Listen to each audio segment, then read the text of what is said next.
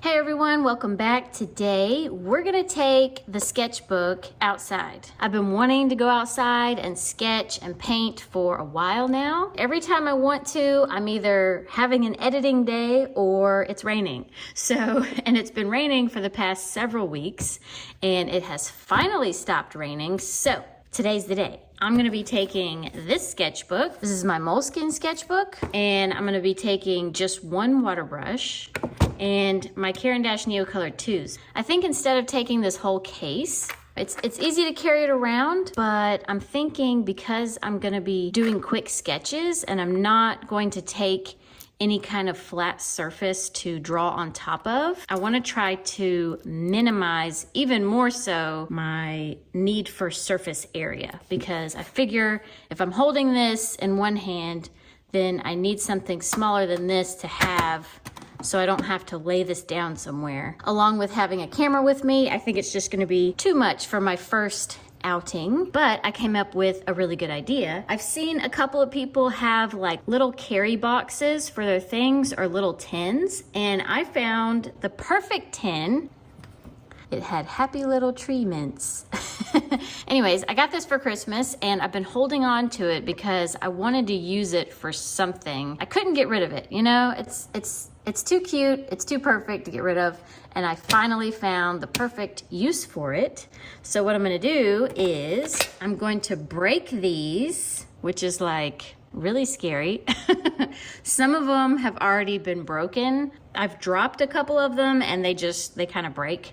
But you know, I figure if I break all of them, then I can have my portable tin, and then I can have this tin that I keep with me inside at my desk. So now I just need to be brave and break all of these. I don't know why I'm so nervous to break them. It's not like I'm not gonna be able to use them once I break them. I think it's just hard for me to break something that's not already broken.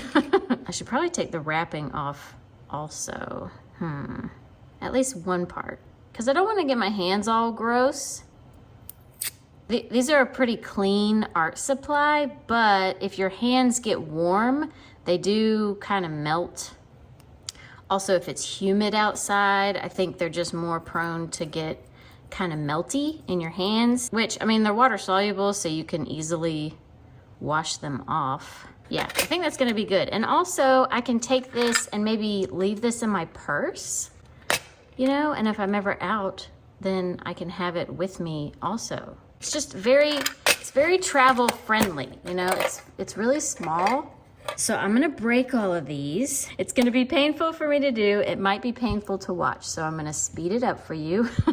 And then I'll come back and then we'll go outside and we'll go find something to draw and paint, and we're gonna fill up a whole page. Hopefully no one decides to start mowing the grass right when I go outside, because no one's out there right now, but you know, me and timing, you know, we don't get along. Anyways, I'm just gonna start breaking these now.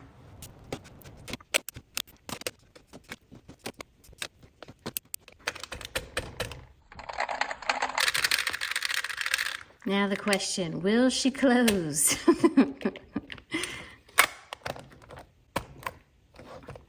Maybe if I put them in a better order.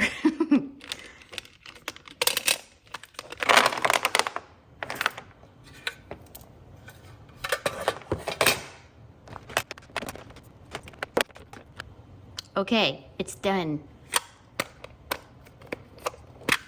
It's very full. I might need to leave a couple of colors. I mean, it does close all the way now that I've kind of organized them, but you know, I might find that I don't need this many colors, because I know for me, I don't use a lot of red. So I might, and there's like 2 reds in here. So I might leave one of the reds behind. And then there's 2 purples. I probably only need 1 purple. So I'll leave 1 purple, and I don't think I'll need 2 yellows. I'm gonna take the lighter yellow and leave the more yellowy yellow, because I'll take the orange and then I can kind of use it with the yellow. If I need a little bit more orangey yellow, I can just add. That'll probably be good. Okay, feel so bad about it, but it's gonna be good. It's gonna be a good thing. All right, this is what I'm taking. 1 water brush, 1 paper towel, 1 sketchbook, and 1 Bob Ross mint container full of Neocolors. All right, let's see what we can go find to draw. I'll see you outside. First off, I see a squirrel, but the squirrel did not want to be painted. So I didn't go anywhere fancy for this video. I just kind of went in the woods near my house, and it's kind of the end of summertime, so there's just a lot of green everywhere, and it was a little bit underwhelming. I kind of wandered around for a while, just kind of trying to take it all in and figure out like what I might want to draw or paint, like what kind of pops out to me.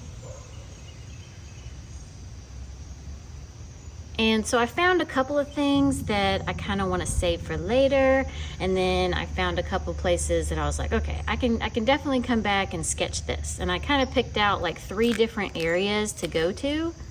This is actually the first place that I picked.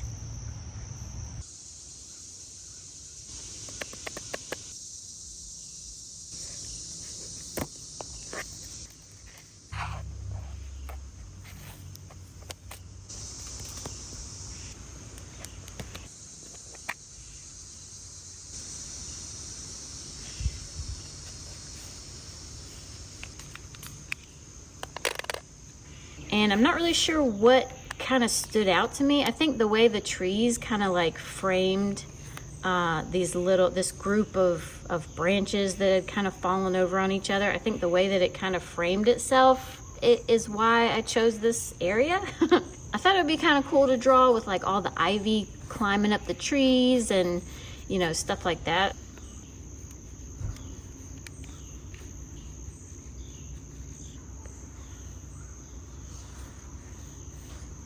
So I was planning on being able to sketch and kind of talk you through what I'm doing and kind of, you know, say my feelings out loud while I'm sketching. But for some reason, like, I guess I kind of got stage fright, even though like nobody was outside. It was just me. But for whatever reason, I just kind of was like, maybe I'll just voice this over later. So this is future me talking to you while you watch past me.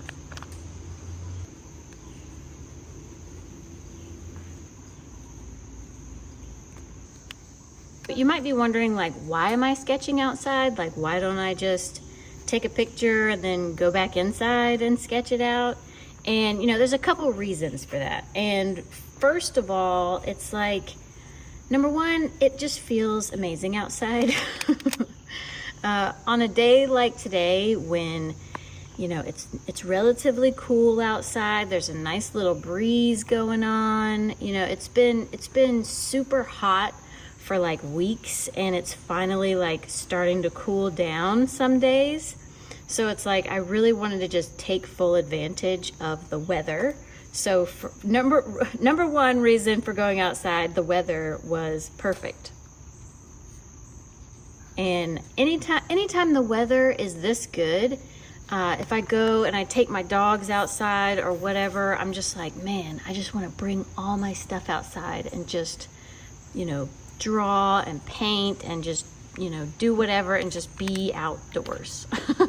So it just feels good. It's kind of a meditative kind of mood. Like when I was drawing this, I completely like got in the zone and, you know, entered the flow state, if you will. And it was just, it's a really great experience. I've drawn and painted outside before, but I've never like filmed it while I was doing it. But I can honestly say every time I've drawn or painted outside, it's just, it's a different kind of art practice that I think everybody should at least try once. You know, you may not enjoy it, and that's perfectly fine. But I think, you know, if you're trying to learn and grow you know, it's kind of helpful to just try new things, because you never know, you may fall in love with it and become a plein air artist, and that's like, you know, what you do forever and ever. You know, you never know until you try.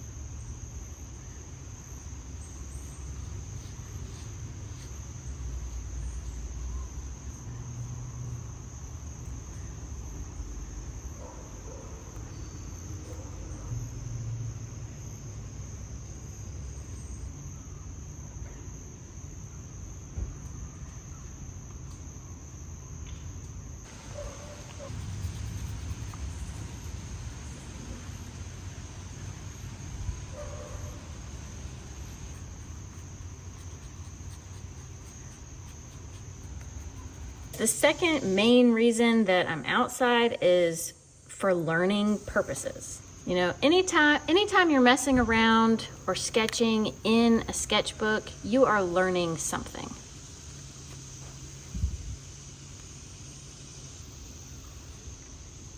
Whether you're using a reference or just trying to use intuition, whether you're just swatching out colors or just doodling, like anything you do in your sketchbook is you are learning something from that, no matter what you're doing.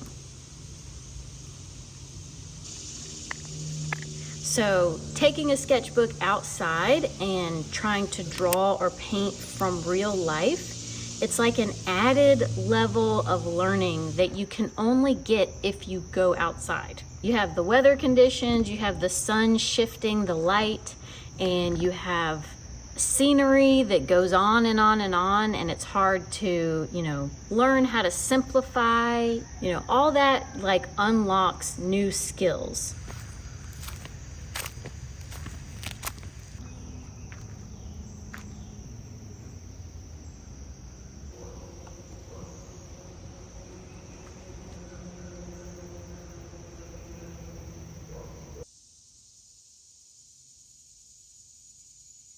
There's just a lot to learn from being out in real life and having to simplify a subject or, you know, add and take away things. And I personally, I really like being able to have that creative freedom to kind of manipulate what I see. I'm not really a, you know, paint or draw exactly what you see, exactly how it looks.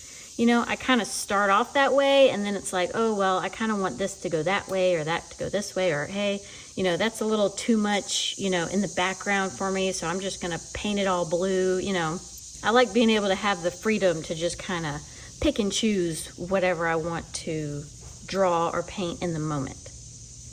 And I feel like being outside, like there's so much inspiration all around you that you can just pull from in the moment.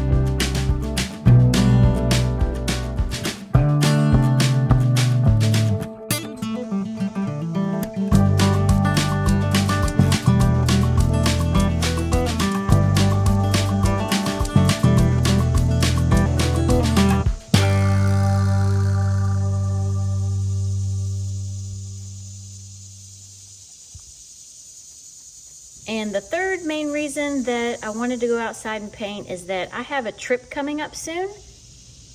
I say soon, it's still like, you know, a month or so out, which means y'all probably won't see it for at least 2 months or so. But I do have a trip coming up soon, and I'm going somewhere that I really want to be able to get some sketches in and kind of show you, you know, different things on my trip.